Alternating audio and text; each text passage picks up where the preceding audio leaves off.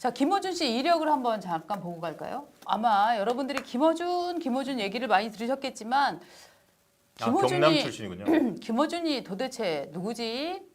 라고 생각할 수 있는데 자, 김어준 TBS 교통방송 뉴스공장 진행자입니다.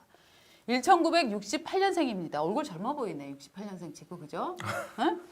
자, 그다음에 경남 진해 출생입니다.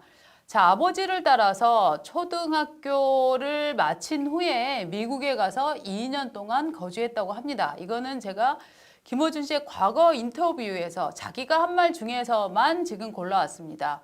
그리고 나서 서울대를 떨어집니다. 2번 떨어지고 삼수 끝에 홍익대 전자공학과에 들어갑니다.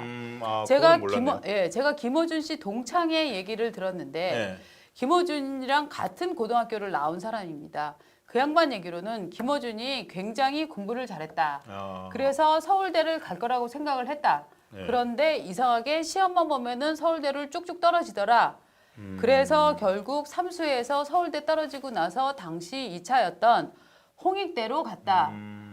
사실은 김어준은 머리가 좋아서 뭐 죄송합니다만 그때 이제 2차였으니까 홍익대를 가기에는 좀 아까운 인물이라고 나는 생각을 한다.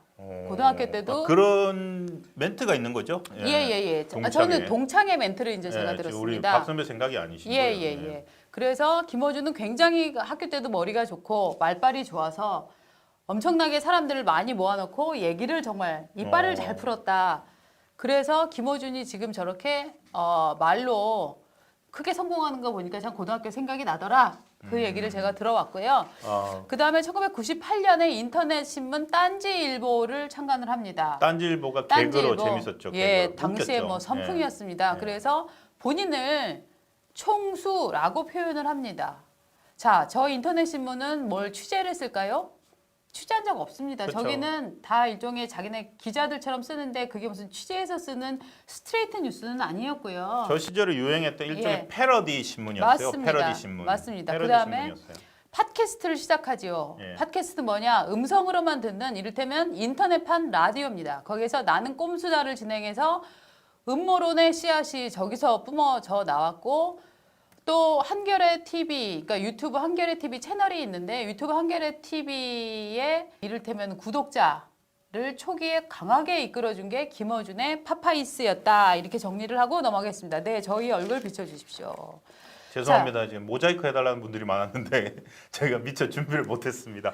그리고 자, 하나만 더. 예. 딴지일보에서 저희들 흔히 이제 많이 아시는 분은 알겠지만 딴지일보에서 콘돔판 얘기도 아시죠? 예. 그러니까 뭐 거기 기발하고. 성인용품 뭐 네. 이런 관이 있었죠. 그래서 거기는 거기 또 그 무슨 저기 구호가 있었는데 성인몰이 있었어요. 여러 성인몰. 사이트에서 그다음 성인몰이 있었고. 저희가 예. 말로 하기도 그렇지만 딴지일보 초창기 들으면 똥꼬 깊숙이 뭐 네, 이런 말도 맞습니다. 쓰고. 맞습니다. 그러니까 예. 일종의 기존 언론 방송들이 금기시했던 거, 예. 그러니까 점잖은 표현으로 하는 매체나 이런 데서 하지 않는 것들을 네. 함으로써 네. 그 통쾌함을 줬던 거예요. 네. 그러니까 네. 그게 개그였으면 되는데 네. 재밌습니다. 그러니까 김어준은 그 개그와 재미를 가지고서 사람들을 모은 다음에 네. 지금 선동에 들어가는 거예요. 그런데 이제 다 좋은데 뭐 알아서 먹고 사시고요. 네. 그런데 문제는 뭐냐 하면 자, 과연 우리는 지금 이 시점에 한 가지 의문을 제기합니다. 대한민국을 이렇게 좌지우지하는 언론인이라고 하는데 김어준은 단 한 번이라도 경찰서에 나가서 정말 새벽부터 밤새워서 취재를 해본 적이 있는가? 최소한 우리가 언론인이다, 저널리스트다라고 할 때는 현장에 취재를 나가본 사람들을 저널리스트라고 하지 않나요? 맞습니다. 예, 그 다음에 자리에 앉아서 정말 그런 취재 경험은 없지만 오랜 경험을 갖고 글을 잘 쓰는 사람을 언론에 쓰는 사람을 칼럼니스트라고 합니다. 대개 언론사에서는 저널리스트를 거친 이 기자를 거친 다음에 라이터를 거친 다음에 그 다음에 칼럼을 쓰게 되는데요. 김어준 씨가 어떤 종류의 이 팩트 체크 팩트 파인딩, 사실을 취재하는 이 능력을 언제 갖췄을까요? 저는 김어준 씨의 이력으로 보면 그걸 갖출 시간이 없었다고 봅니다. 사업을 했죠. 그렇죠. 김어준이는 딴지일보 사업을 했고 낙검수도 앉아서 이렇게 예. 입으로 그냥 하는 거고. 예. 그러니까 취재된 기사, 신문, 방송들 보면서 그 신문이 어땠고 방송 내용이 어땠고 네. 그런 이야기들을 했죠. 예. 그런데 어느 순간 우리는 김어준을 언론인 취급을 하고 실제로 명색 저널리스트들이 방송인들 본격 그 정통파 방송인들이 모여 있다고 하는 심지어 SBS 예. 이런 곳에서 예. 이 사람을 불러다가 그렇죠. 프로그램을 맡기고 그렇죠. 그런 걸 저희가 봤었죠.